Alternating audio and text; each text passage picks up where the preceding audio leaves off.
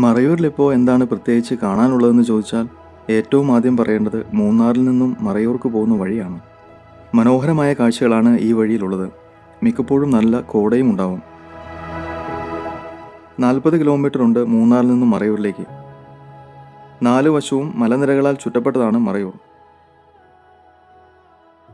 മൂന്നാറിലെ പോലെ തന്നെയുള്ള തണുപ്പ് മറയൂരിലുമുണ്ട്. എന്നാൽ മഴ വളരെ കുറവാണ്.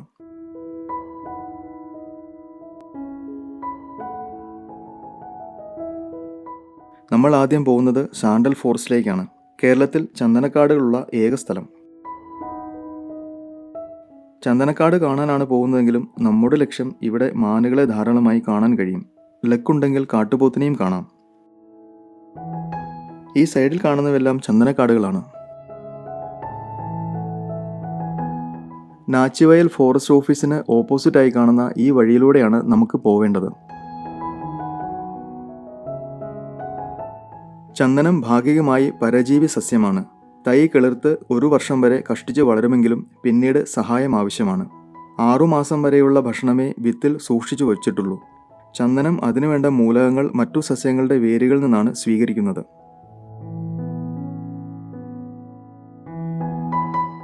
മാനുകളെ ധാരാളമായി കാണാൻ കഴിയുന്ന 2 സ്ഥലങ്ങളാണ് ഇവിടെയുള്ളത്. അതിൽ ആദ്യത്തേത് ഈ സ്ഥലമാണ്. ദേ ആദ്യത്തെ ആളെ കിട്ടി. ഒരു കലമാനാണ്. നമ്മളെ കണ്ടിട്ട് ഇങ്ങോട്ടേക്ക് നോക്കുന്നുണ്ട്.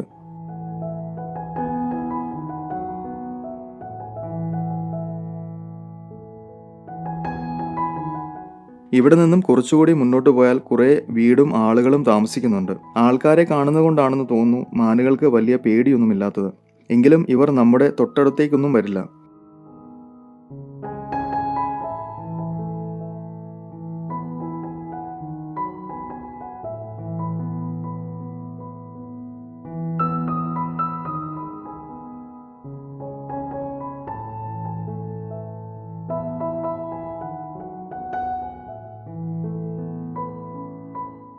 ഇത് കുറേ പേരുണ്ട്. നമ്മൾ സൂവിൽ കാണുന്ന മാനുകളെക്കാളും ഭംഗി കാട്ടിൽ കാണുന്ന മാനുകൾക്കാണ്.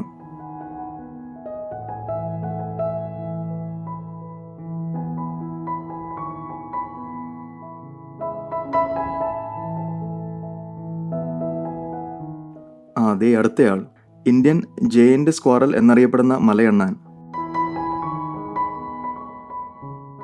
അണ്ണാന്റെ വർഗത്തിൽ ഏറ്റവും വലുപ്പവും സൗന്ദര്യമുള്ള ജീവിയാണ് മലയണ്ണാൻ.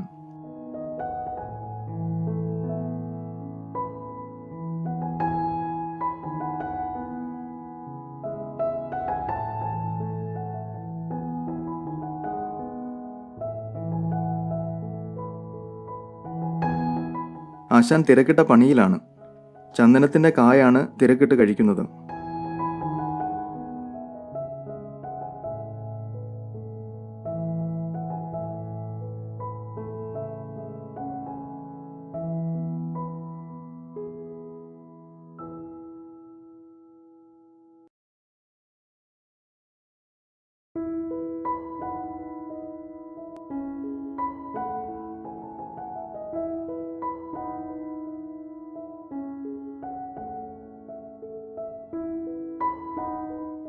ശരീരത്തിൽ വെള്ള നിറത്തിൽ പുള്ളികൾ ഉള്ളതിനാലാണ് ഇതിന് പുള്ളിമാൻ എന്ന പേര് വന്നത്.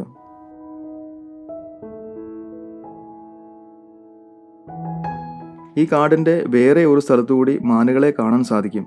നമുക്കടുത്തത് അങ്ങോട്ട് പോവാം.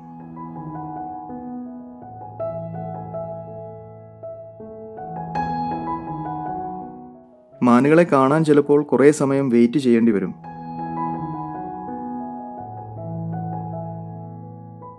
എല്ലാ ചന്ദനമരത്തിലും ഇതേപോലെ നമ്പർ ഇട്ടിട്ടുണ്ട്.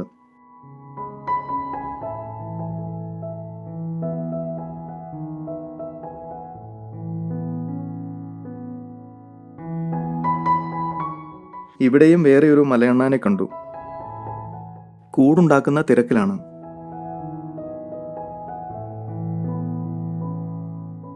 IUCN ചുവന്ന പട്ടികയിൽ വംശനാശത്തിന്റെ വക്കിൽ നിൽക്കുന്ന വന്യജീവിയാണ് മലയണ്ണാൻ. വേട്ടയാടൽ വഴിയുള്ള ഭീഷണി കുറവാണെങ്കിലും ആവാസ വ്യവസ്ഥയുടെ നാശം മൂലം കടുത്ത വംശനാശ ഭീഷണി നേരിടുന്നുണ്ട്. കേരളത്തിൽ കണ്ടുവരുന്ന മലയണ്ണാൻ്റെ ശരീരത്തിൻ്റെ പുറം ഭാഗം ചുവപ്പ് കലർന്ന തവിട്ട് നിറത്തോടു കൂടിയതായിരിക്കും. താടി മുതൽ പിൻകാലുകളുടെ ഇടയിൽ വരെ മഞ്ഞ കലർന്ന ഓറഞ്ച് നിറത്തിലോ ഇളം തവിട്ട് നിറത്തിലോ ആണ് ഉണ്ടാവുക. ഇവരുടെ ജീവിതം പൂർണ്ണമായും മരങ്ങളിലാണ്.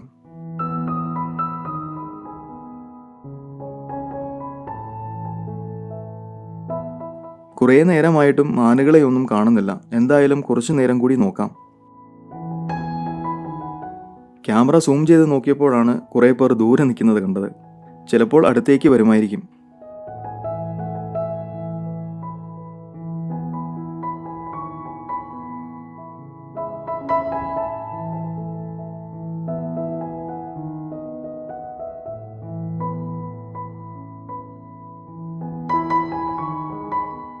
ഈ മാൻ കുറേ നേരമായി നമ്മളെ തന്നെ നോക്കി നിൽക്കാൻ തുടങ്ങിയിട്ട്.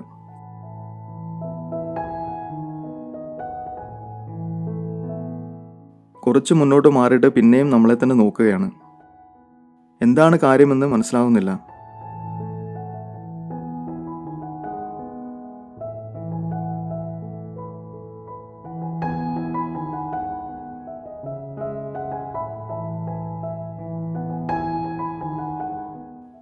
സംഭവം എന്താണെന്നറിയാമോ? ഇവിടെ ഒരു പുളിമരം നിൽപ്പുണ്ട്. വാളൻപുളിയാണ്. താഴെ വീണ് കിടക്കുന്ന പുളി കഴിക്കുകയാണ് ആശാൻ. എന്തായാലും പുളിമരം ഉള്ളതുകൊണ്ട് വളരെ അടുത്ത് കാണാൻ പറ്റി.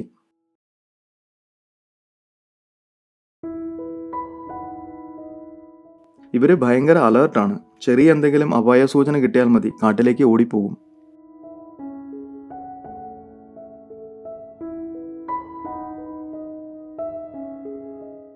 പുളിയൊക്കെ കഴിച്ച് ആശാൻ തിരികെ കാട്ടിലേക്ക് തന്നെ പോയി.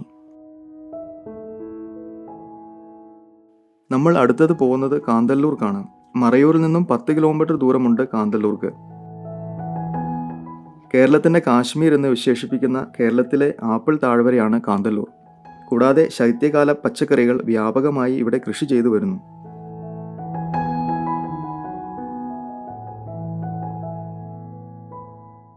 മറയൂർ കാന്തല്ലൂർ പ്രദേശത്ത് കരിമ്പിൻ കൃഷി ചെയ്യുന്നുണ്ട്. ഇവിടെ പരമ്പരാഗത രീതിയിൽ ഉണ്ടാക്കുന്ന മറയൂർ ശർക്കര കിട്ടും.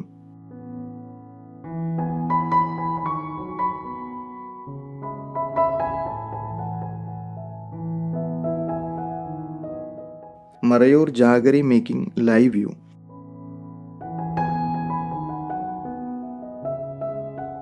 തട്ടുതട്ടായിട്ടുള്ള ഈ സ്ഥലങ്ങളിലാണ് കരിമ്പ് കൃഷി ചെയ്യുന്നത്.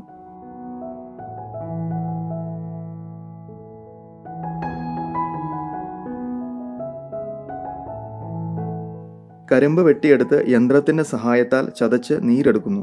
ഈ നീര് വലിയ ഡ്രമ്മിൽ പകർത്തി വയ്ക്കുന്നു.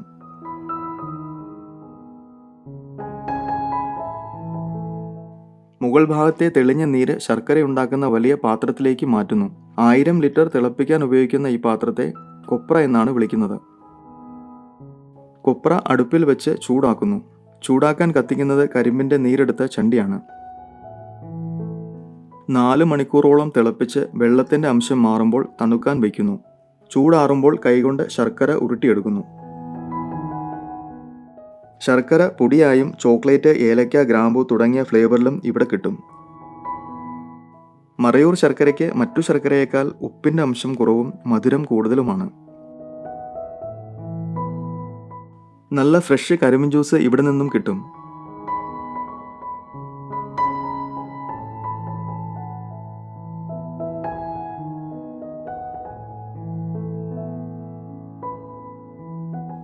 ഇവിടെ തന്നെ കൃഷി ചെയ്യുന്ന പഴവർഗ്ഗങ്ങളും പച്ചക്കറികളും കടകളിൽ നിന്നും വാങ്ങാൻ കിട്ടും. എല്ലാം നല്ല ഫ്രഷാണ്.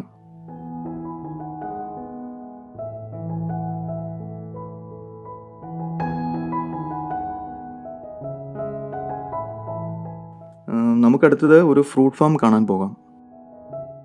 ഇതാണ് കല്ല് റോസ്.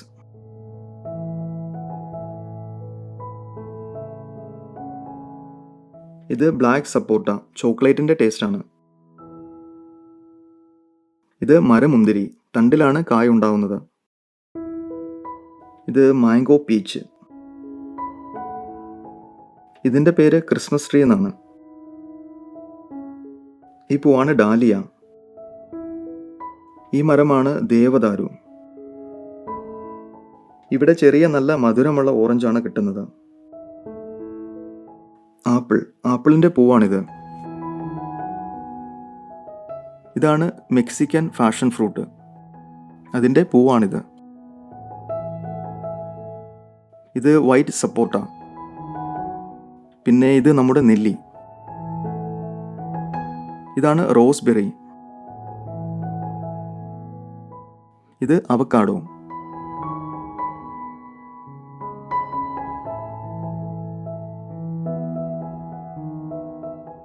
മറയൂരിൽ കരിമ്പിൻ തോട്ടത്തിൻ്റെ സൈഡിൽ കണ്ട കാഴ്ചയാണിത്.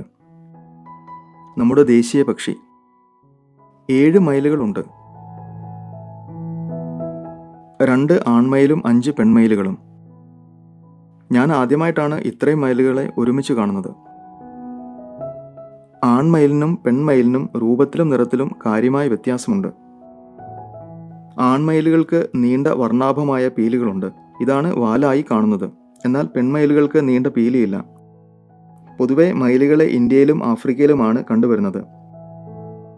വളരെ ചെറിയ ദൂരം മാത്രമേ ഇവയ്ക്ക് പറക്കാൻ കഴിയൂ. സൂക്ഷ്മമായ കേൾവിശക്തിയും കാഴ്ചശക്തിയും ഇവയ്ക്കുണ്ട്. ആൺമയിലിന് നീലയും പച്ചയും കലർന്ന നീളൻ പീലികളാണുള്ളത്. പിന്നെ തലയിൽ പൂവും ഉണ്ട്. പെൺമയിലുകളുടെ തൂവലുകൾ ഇരുണ്ട പച്ച, തവിട്ട്, ചാരനിറത്തിൽ ഇടകലർന്നിരിക്കുന്നു. മയിലുകൾ മിശ്രഭുക്കുകളാണ്.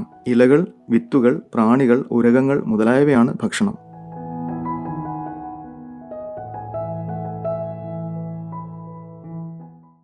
അടുത്തതായി നമ്മൾ പോകുന്നത് തൂവാനം വാട്ടർഫോൾ വ്യൂ പോയിന്റിലേക്കാണ്.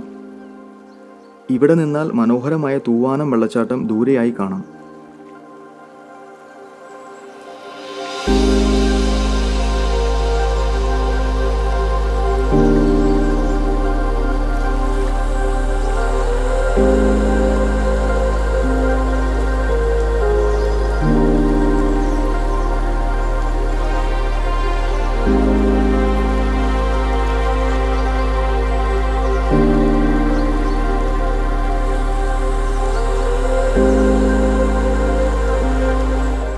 അപ്പോൾ അടുത്ത യാത്രയിൽ മറ്റു കാഴ്ചകളുമായി വീണ്ടും കാണാം.